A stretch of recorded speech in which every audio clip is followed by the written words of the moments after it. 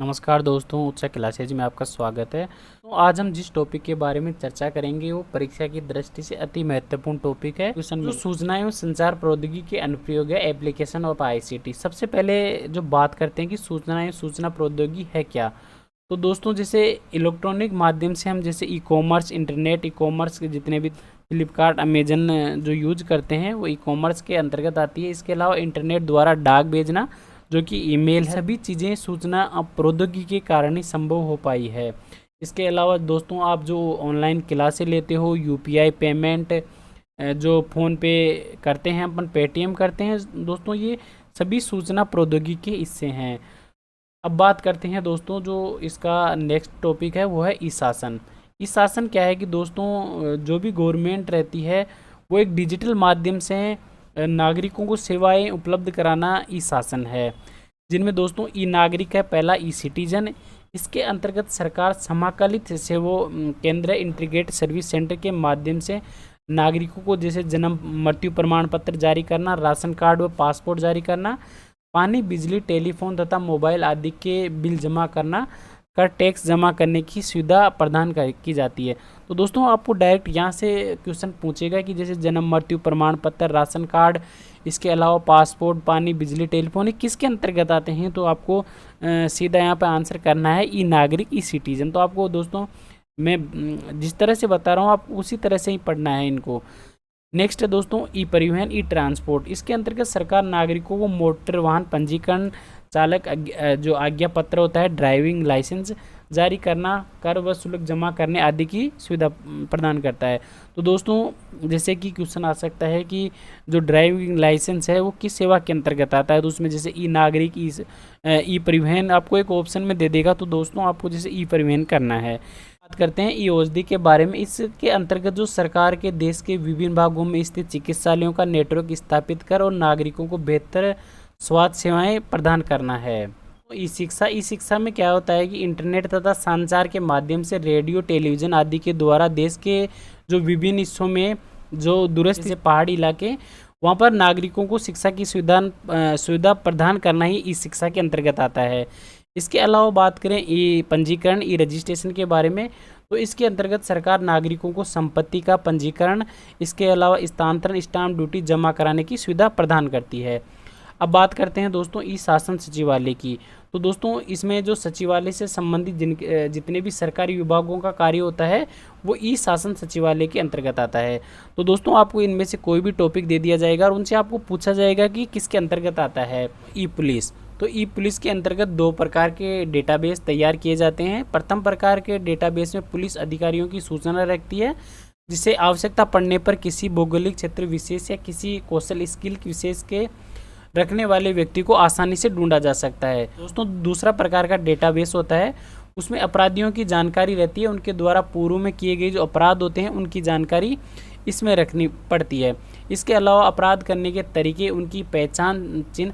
दोस्तों, इसमें कहने का यह आशय है कि किसी भी अपराध को या किसी भी अपराधी के द्वारा किए गए काम को अब एक को डिजिटल फॉर्मेट में सेव करना ही ई पुलिस के अंतर्गत आता है। आपको सीधा इतना याद रखना है।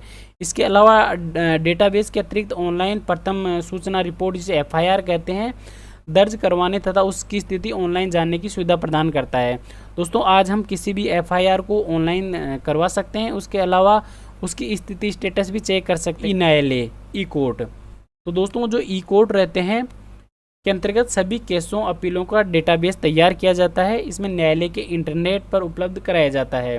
दोस्तों, आप किसी भी केस का स्टेटस चेक कर सकते हैं आप ई कोर्ट के माध्यम से। उसमें आपको जिसमें नेक्स्ट उसकी जो तारीख होगी वो सभी आपको जानकारी हो, उसमें केस में क्या चल रहा है आपको ई कोर्ट के माध्यम से मालूम पड़ जाता है।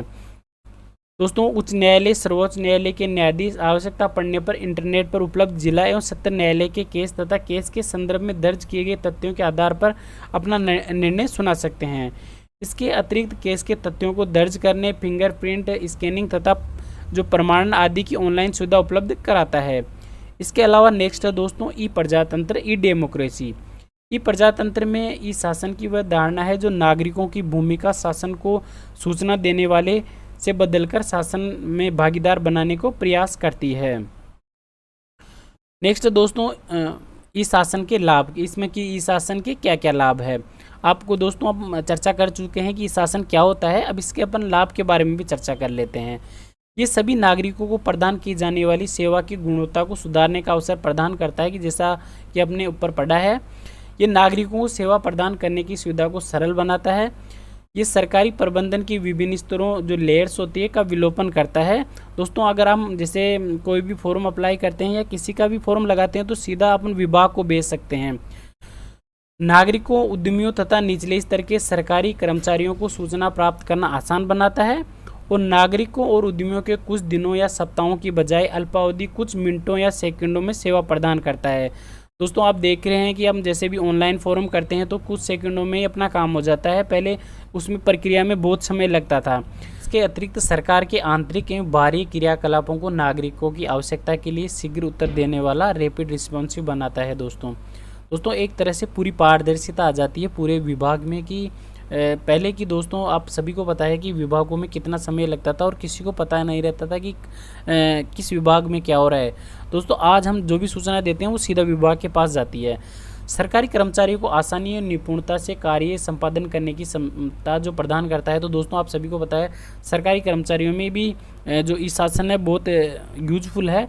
इसके अलावा ऑनलाइन सुविधाओं के माध्यम से नागरिकों की राय कर शासन में भागीदारी को सुनिश्चित कर शासन को घूसखोरी और बिचौलियों से मुक्त बना। सूचना एवं संचार प्रौद्योगिकी के इस युग में भारत सरकार व राजस्थान सरकार ने नागरिकों को शासन के प्रत्येक स्तर पर कुशल एवं पारदर्शी जवाबदेह प्रशासन प्रदान करने के समय समय पर प्रतिबद्धता जाहिर की है। दोस्तों आप सभी को है राजस्थान सरकार ने जन सूचना पोर्टल ला रखा है ई शासन के लिए, तथा शासन को ई शासन के रूप में पुनर्परिभाषित करने के लिए निरंतर प्रयास है।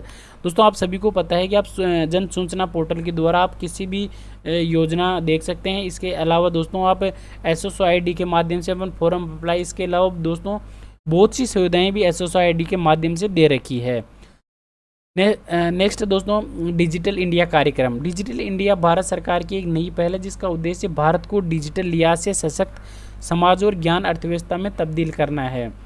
इसके तहत जिस लक्ष्य पर ध्यान केंद्रित किया जा रहा है वह भारतीय प्रतिभा IT व सूचना प्रौद्योगिकी IT, जिसे कल का भारत IT कहते हैं। दोस्तों डिजिटल इंडिया एक व्यापक कार्यक्रम है दोस्तों जो भारत सरकार द्वारा चलाया जा रहा है। जो आप सभी को पता है डिजिटल इंडिया बहुत चर्चा में है। कई बार हमारे जो माननीय प्रधानमंत्री जी है वो कई बार नाम लेते हैं इस चीज़ का। अनेक सरकारी मंत्रालयों और विभागों को कवर करता है। ये तरह तरह के आइडिया और विचारों को एकल एवं व्यापक विजन में समाहित करता है ताकि इनमें हर विचार एक बड़े लक्ष्य का हिस्सा नजर आए। डिजिटल इंडिया कार्यक्रम का जो समन्वय है दोस्तों DIT department of electronics and information technology द्वारा किया जाना है, वही इस पर अमल समूची सरकार द्वारा किया जाना है। डिजिटल इंडिया का विजन दोस्तों 3 प्रमुख क्षेत्रों पर केंद्रित है। हर नागरिक के लिए उपयोगिता के तौर पर डिजिटल ढांचा। दोस्तों ये मोस्ट इंपॉर्टेंट क्वेश्चन है, आपको पूछ सकता है कि डिजिटल इंडिया का विजन कितने क्षेत्रों पर केंद्रित है, तो 3 क्षेत्रों पर है। मांग पर संचालन एवं सेवाएं और नागरिकों को डिजिटल सशक्तिकरण। दोस्तों तो डिजिटल इंडिया के विजन में 3 प्रमुख क्षेत्र केंद्रित है। नेक्स्ट दोस्तों कार्यक्रम की उपयोगिता। हर नागरिक के लिए उपयोगिता के तौर पर डिजिटल ढांचे में उपलब्ध है। नागरिकों को सेवाएं मुहैया कराने के लिए एक प्रमुख उपयोग के रूप में हाई स्पीड इंटरनेट डिजिटल पहचान अंकित करने का ऐसा उद्गम स्थल है जो अनोखा, ऑनलाइन और हर नागरिक के लिए प्रमाणित करने योग्य है। मोबाइल फ़ोन व बैंक खाते की ऐसी सुविधा जिसे डिजिटल व वित्तीय मामलों में नागरिक भागीदार हो सकें, वो दोस्तों आप देख ही रहे हैं डिजिटल माध्यम से। साझा सेवा केंद्र तक आसान पहुंच और पब्लिक क्लाउड पर साझा करने के योग्य निजी स्थान और सुरक्षित साइबर। जो नेक्स्ट पार्ट में हम इसमें चर्चा करेंगे और जितने भी टॉपिक है उनको भी दोस्तों विस्तार से पढ़ेंगे। धन्यवाद दोस्तों, जय हिंद, जय भारत।